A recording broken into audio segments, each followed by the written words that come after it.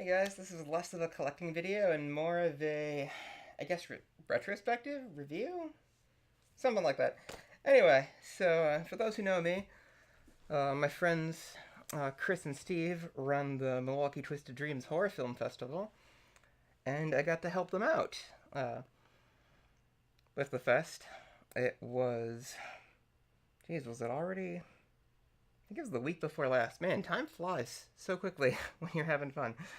Uh, but anyway, I got to attend the fest as a staff member.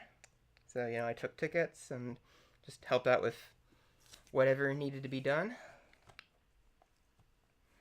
And so this is a bunch of the stuff I picked up. So let's kind of go into it. So our big guest was Joe Bob Briggs, who kind of meant a lot to me growing up. So I didn't have a very good relationship with my dad. Like, he would go out and drink like every night, except for the night that Joe Bob Briggs was on with Monster Vision. Like, that's when we would have out and we'd hang out and we'd have a great time. And seeing all these monster movies got me interested in animals, which got me interested in biology, and well, that's where we are now. Master's degree in ecology, evolution, and behavior. So, thanks, Joe Bob. So let's just get right into it. So this was the poster art that they commissioned for the fest. So we had our friends from Stinky Goblin Emporium draw this up, and it just last year the art that they made was pretty good, but they just totally crushed it even harder this year. I mean, we got this. Oh, I don't even know how to begin describing it. It's just so vivid and grim, but it's got a sense of fun to it too. But anyway, so we had, I don't remember how many films we had in the fest. It was a lot. So we had a bunch of,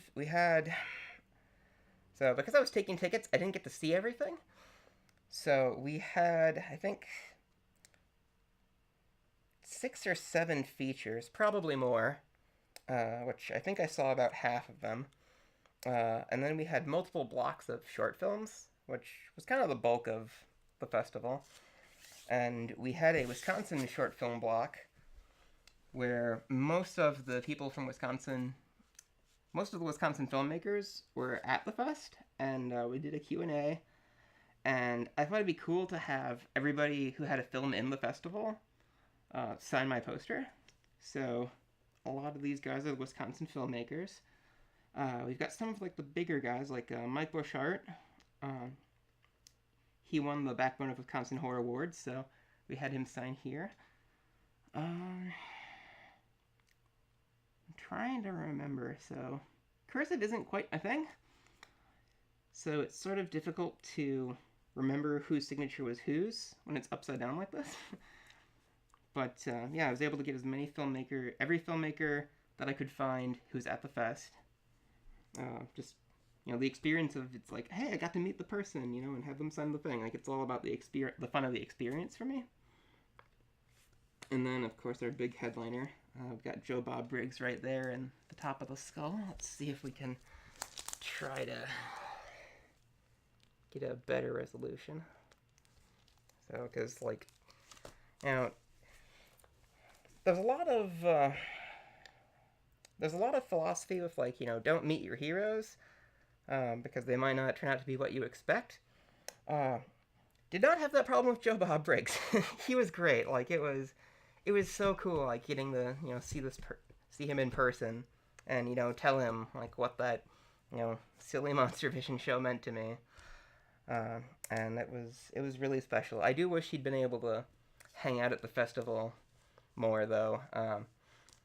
There was some kerfluffle where I thought he was going to be at the festival all day, but some lady poached him into, it's oh, come do my podcast, and so he was out there all day, which I was personally pretty crushed that that happened, because I mean, I thought he was going to be, hanging out in the lobby and, watching the movies, and I had kind of a lot of expectations for that, but, and then the lady was like nasty on Twitter too. It was like, I was really looking forward to seeing him like at the festival, like more of the day, and she was like, "Oh, he goes where he wants," and it's like, "Oh, you."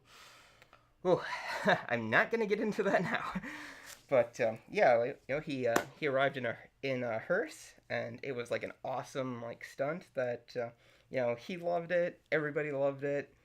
I was in the Michael Myers costume, like waving them in.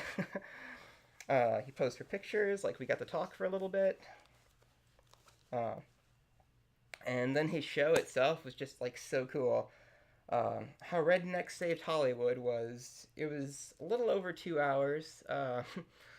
It's kind of a good thing I did wear the Myers costume, because my Myers costume has, this Trick or Treat Studios knife, which it's like foam, and after about an hour and a half, like, I really had to go to the bathroom, and it's kind of like squishy, so I was just sitting in my chair, and it's like, I don't want to leave to go to the bathroom, just like squeezing it like a stress ball.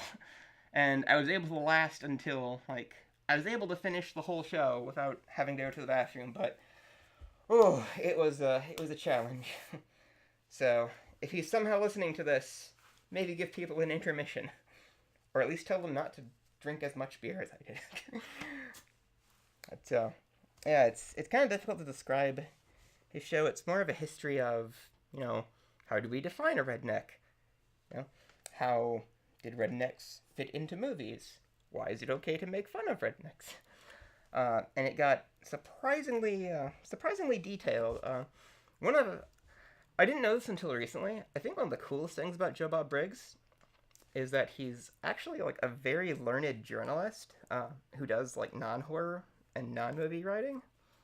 And I was really happy I got to talk to him about that, because I enjoy his normal articles, like, whenever they appear. So, I mean, he's an impressively smart guy. And I think that was, like, the nicest treat of the thing for me. To kind of moving along, so he came with, like, a pretty big merch booth. His merch was a little high, and I didn't want to spend, like, too much. But I didn't know he had books, so, I grew up, like, listening to Joe Bob, but only for however long Monster Vision was on. And then after that, I kind of didn't remember him. It's like, for many years it was like, I used to watch Monster Vision. Whatever happened to that guy? Like, I didn't even know about, The Last Drive-In or any of the other stuff that he did. So when he came back for Shudder, it was like, oh, cool, I remember that now, yeah. I wonder if other people remember that too. Oh my god, he is really, really popular. So that was sort of a funny thing. And he brought some of his older books with him. And I got the last of these ones. Goes back to the drive-in, which I think this is like his second book or something like that. I'm not actually sure. So, and he was really cool to sign it for me. This was $40, like, signed by him, which, that's a lot, or at least it would seem like a lot. Turns out these are like $70 on Amazon, so hey. Which, it's really nice that, he would bring something like that for people. He was just such a cool guy. He was really, really tall, too. It seems like every celebrity I meet is like 1.5 feet taller than me. He was like 6'4" or something insane. But he was just so great. And then kind of moving on to some of the other stuff. So one of our short films was this thing that, again, I was outside taking tickets. So this was for a short called Mr. Mops, which, it sounded cool. It's basically like a serial killer janitor, like, loose in a building.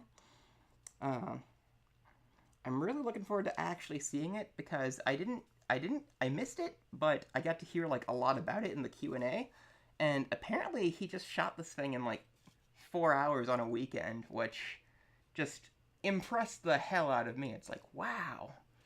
And then, people were talking about it, people were saying it was pretty good, and it's like, wow, you got good results out of, just like, okay, I've got some downtime at work, let's shoot this thing. Like, that whole story, like, really impressed me, so, I was happy to, throw him a couple bucks for a poster, and support that. So this was our kind of program. Like, I might go through and kind of narrate, like, spot for spot. So I was able to go and see Livestream. Livestream was really cool. It's like, it was basically like a cursed Twitch stream, and whenever something would happen to the guy playing, like one of his viewers would die. And it honestly got pretty good. Like, it blew me away. Like, I thought it was awesome.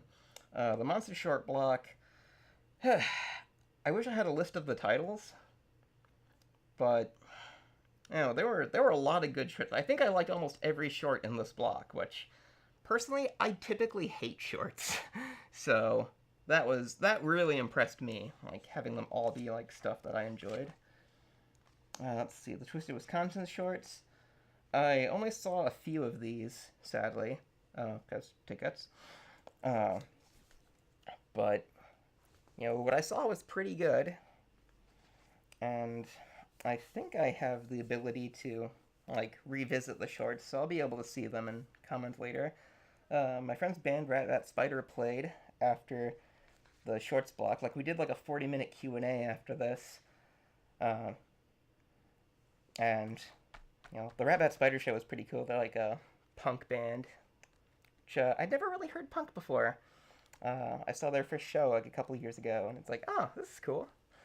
So, it reminds me of the high school days in, like, pits for bands like Korn and Rob Zombie. It was a fun time. Amazon Hotbox was this weird modern exploitation thing. Turns out one of my friends, Alyssa Winkler, I can never pronounce her last name right. It's like Winkler or Winker. Winkler, fine. So one of my friends that I met at just going to conventions, like, she was in this, and it was bizarre and lurid and graphic. Everything a good exploitation movie should be. It was like a send-up of just all, like, the weird Italian stuff that would come out in the 70s. And that turned out pretty good. It went a little long, though, and I actually didn't get up quite in time to come and catch, like, most of this. So this is The Next Kill, by Mike McCrutcheon, who I guess works with, like, Robert Rodriguez. He had stories about, like, Spy Kids 4 and Dusk Till Dawn, and he was just really awesome. Like, he was so cool. What was neat about this was that it was live action, but it was run through, like, that filter that makes it look like animation. And it was a really interesting, like, experiment in that. Like, and it mostly worked, too. It was cool. The Thrills and Kills block.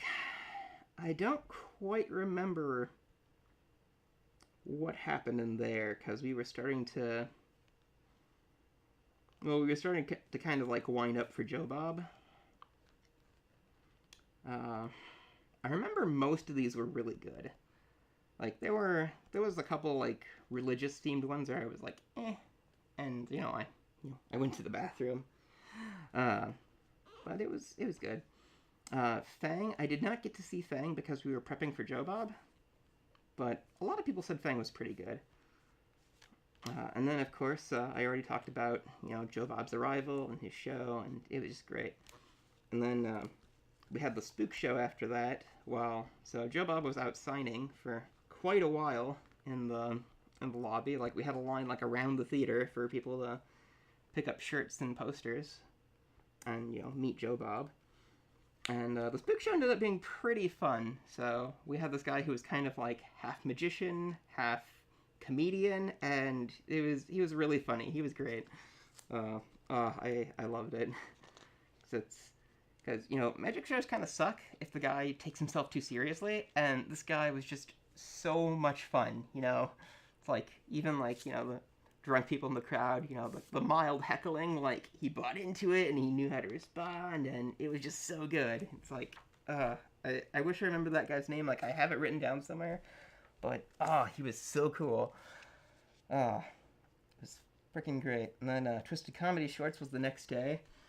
I don't remember a whole lot of these. I think this was another, like, late night, and I missed some of it. And then I was there for some of the panel, you know, indie distribution, and that was a pretty good talk on, like, just some of the problems that independent filmmakers face with getting their work out there. And it was pretty informative, even though it wasn't necessarily, like, my exact thing. And then the next feature was Straight Edge Kegger, which I had to have somebody explain to me what straight edge was. Apparently it's like a thing in the punk scene where you're really aggressive to people who drink.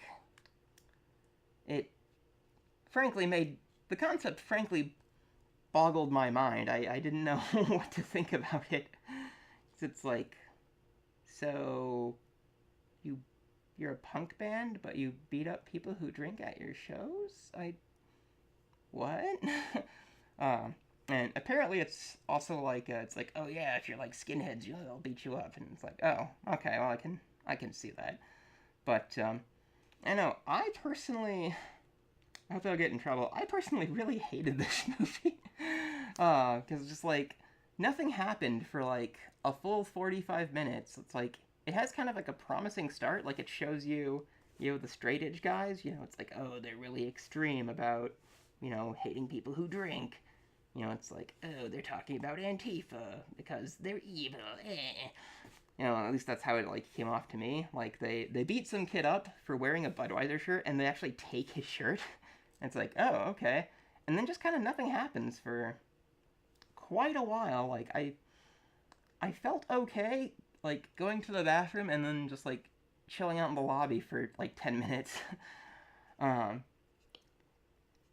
And then I come back, and it's suddenly become a kind of Your Next style home invasion sort of movie where, like, the gang they've shown up at this party and they're just, like, killing everybody they find.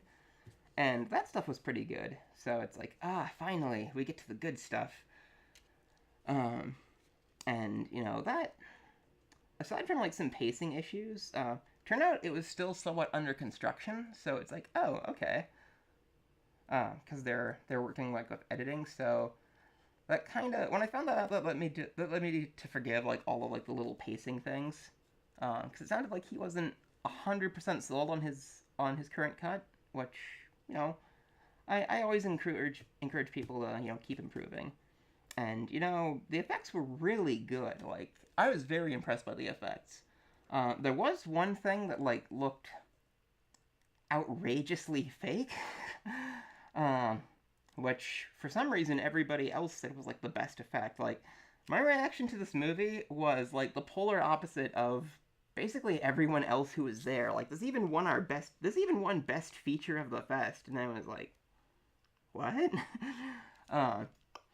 It did have a post-credits joke that was really funny, until it concluded, and honestly, the post-credits joke in this just made me really, really mad. Like, I hated it so much. Like, I don't want to spoil it, but it was kind of like, it was like a big middle finger to, like, the audience. Like, it's, oh my god, like, I hope they fucking cut that. Like, and, I didn't know the director was, like, sitting next to me in the theater. And so every time I was like, or this sucks, like, the dude could hear me. And, like, I didn't see this, but he was like, yeah, I even flipped you off. And it's like, you did?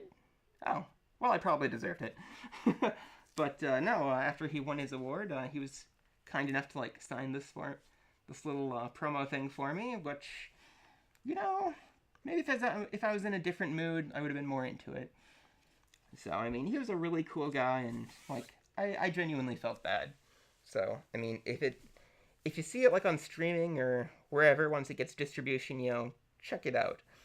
And after that, we had Twisted Reality Short Block, which there were a handful of good things in there, but I was kind of starting to get worn out. So, and then it closed with the Lake Michigan Monster, which was filmed largely here in Milwaukee, and it was really bizarre. Like, it's hard to describe. So it's done in the style of like those old 1920s movies, like using like those kinds of vintage effects uh, and editing techniques.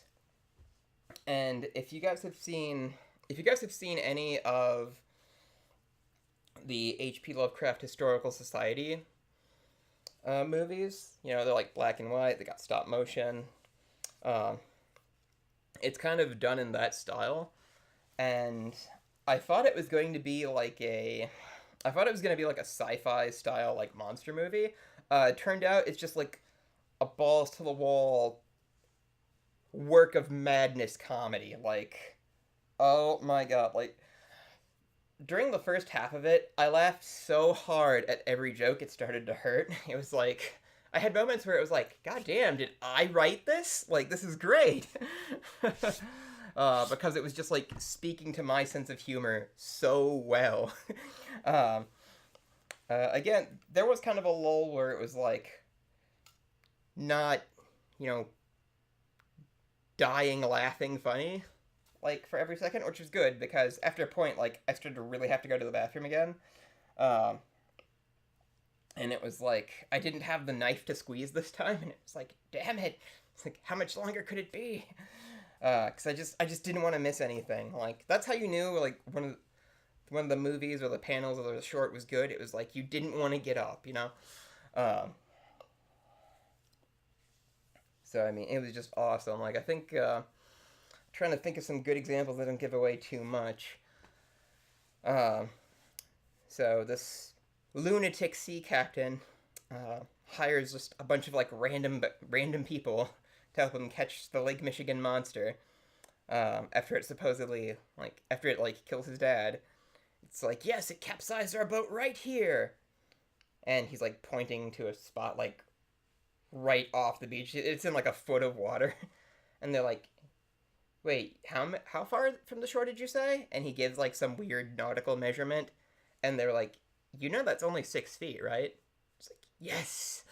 It's like, what's going on?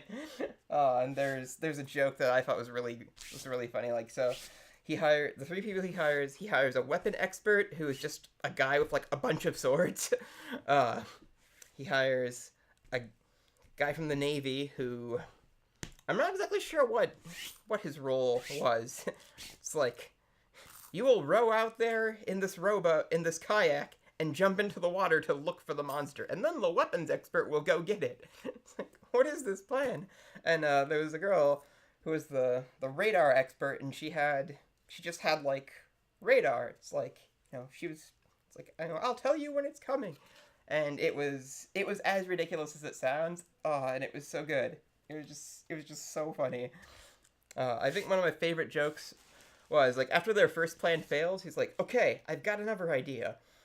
And he would summarize his plans with these like little animated graphic things, kind of like the Joe Madden like play-by-play. And in the second one, he's like, okay, and then everybody had like these little icons that represented them.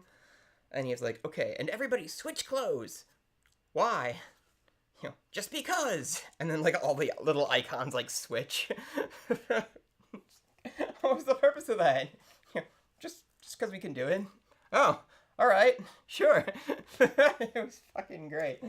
Oh man, like I really hope it's available somewhere relatively soon, like for streaming, or I think they were talking about getting like a physical release too. Like it was so cool. And it got like totally crazy. It's like, let's go back to my mansion. And it's like clearly like the Milwaukee Museum, like they're walking around in like there's fish and like artifacts and stuff. And I guess this is sort of a light spoiler, but it does come pretty early in the movie.